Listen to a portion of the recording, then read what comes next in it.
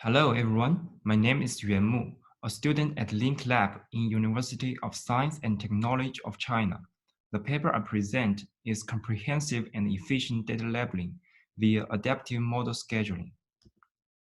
First, let's talk about the wasted computing resources in the multi-model inference workloads. With the increasing complexity of data understanding tasks, a single model cannot satisfy product-level requirements.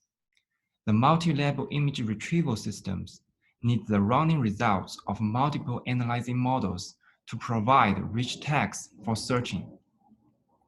Also, for the smart traffic monitoring systems, we need to execute models for tasks like the illegal behavior detection, speed measurement, vehicle detection, and so on.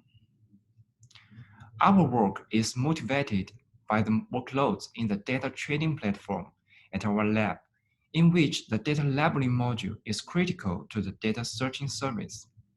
It is inevitable for us to execute multiple machine learning models for automatic data labeling, since a single model can only cover a part of requisite semantics.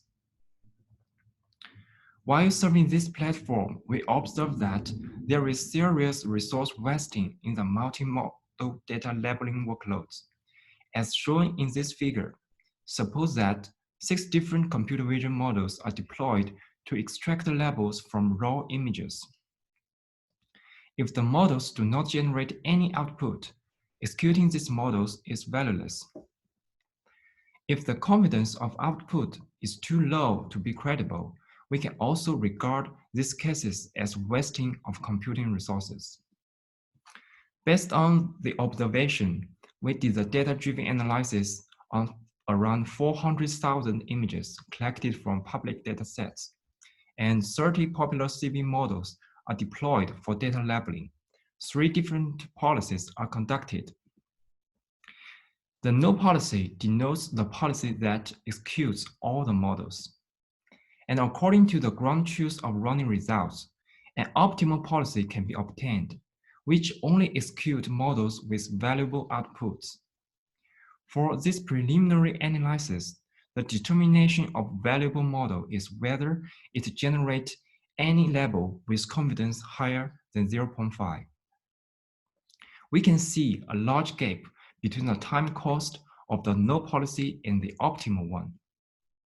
And the random policy is said to illustrate that obtaining such an effective scheduling policy is a non-trivial task. The central idea of this work is to answer the question that, without assumption of input data distribution, how to predict the value of models before execution. The prediction seems impossible for single model workloads, but not for the multimodal tasks, because we can get some hints from executed models. Intuitively, we can manually design some scheduling rules. For example, if the object detector outputs a person label with high confidence, there is a strong hope that running an action classifier can obtain valuable labels. And if the confidence of the label car is very low, it is better to skip the execution of the vehicle classifier. However, it is infeasible to design a set of effective rules for complex workloads. First, it is hard to express non-pairwise rules. Also, manually designing lots of rules for a large range of labels is too expensive. And even if we can design many rules, it is still challenging to properly tune their effects. So we ask deep learning for help, which is designed to mine the complex features that is hard to design by hand. This figure shows how our framework schedules the multimodal workloads. Given an input data, the system maintains a labeling state for it. The labeling state is a 0 or 1 vector, and each label represents a dimension. A deep reinforcement learning agent takes the state as the observation from the environment and outputs the quality value for each action. each model in the multi-model workload is an available action for the agent. In order to make the objective of DRL Agent clear, that is to predict the value of running certain model, we separate the resource constraints from the agent training. Based on the quality values and the predefined constraints of computing resources, like the deadline and memory, specific scheduling algorithms are designed to make the final decision of models to execute. After the execution of selected models, the labeling state will update, and a reward will be used to train the deep reinforcement learning agent. Let the O'M_D denote the newly updated labels by executing model M on data D.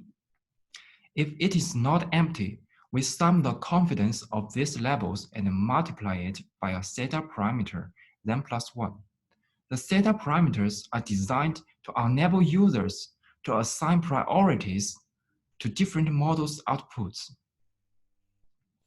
We apply the log smoothing to balance the biased number of outputs from different models.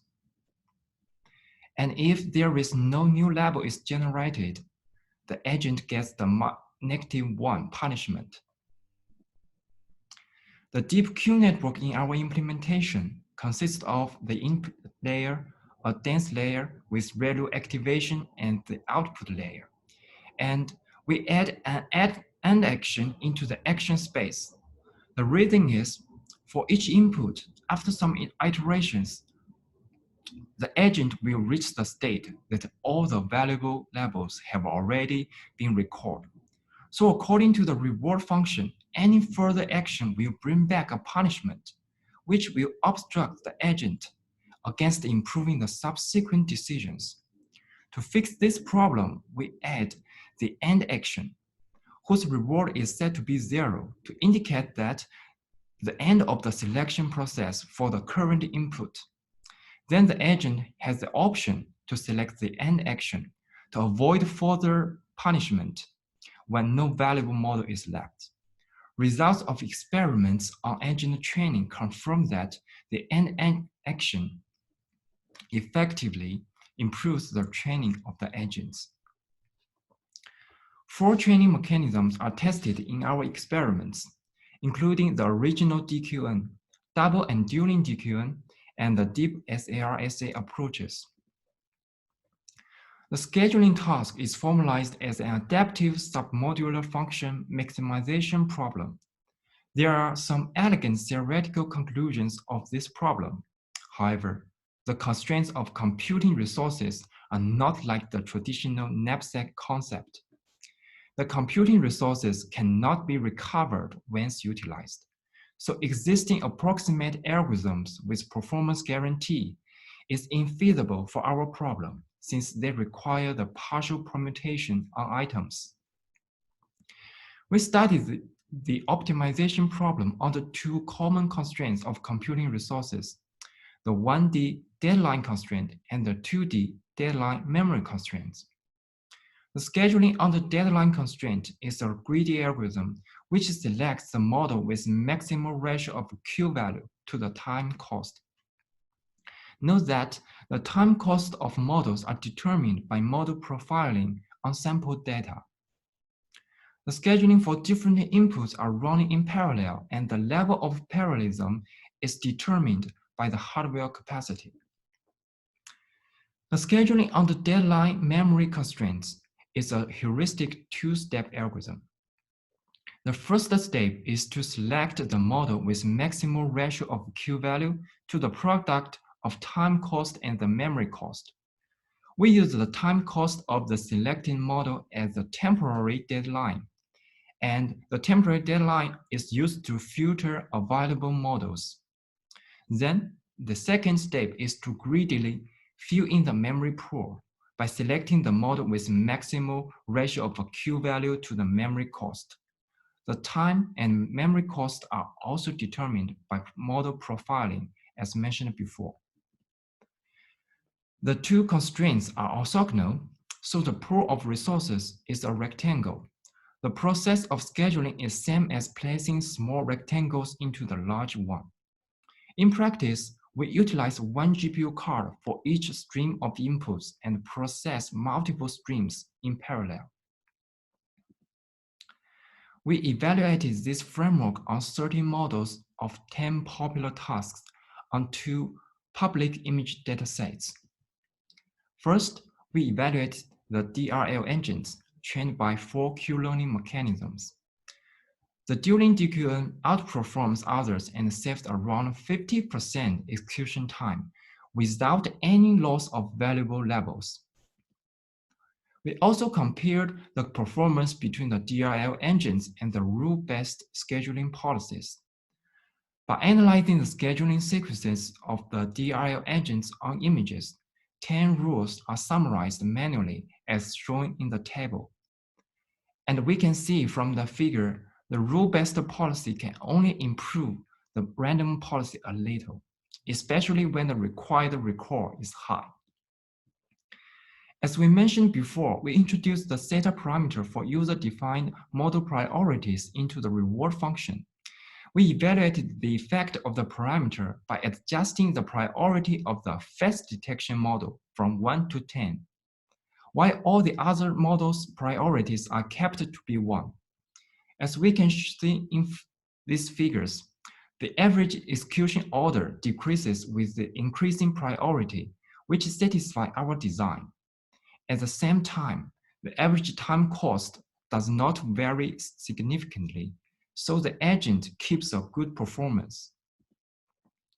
Then, we evaluated the performance of 2 scheduling algorithms on the deadline and deadline memory constraints, respectively. Compared with the random schedule, our algorithm achieved significant improvement of record valuable levels. In conclusion, our work demonstrates that the adaptive model scheduling can improve the efficiency of multimodal inference workloads by avoiding valueless execution. And I really hope this message can help you in the future research. In the end, I want to express my thanks to the faculties at Link Lab. And thank you for listening to my talk. If you have any question about this work, please feel free to contact us. Thanks.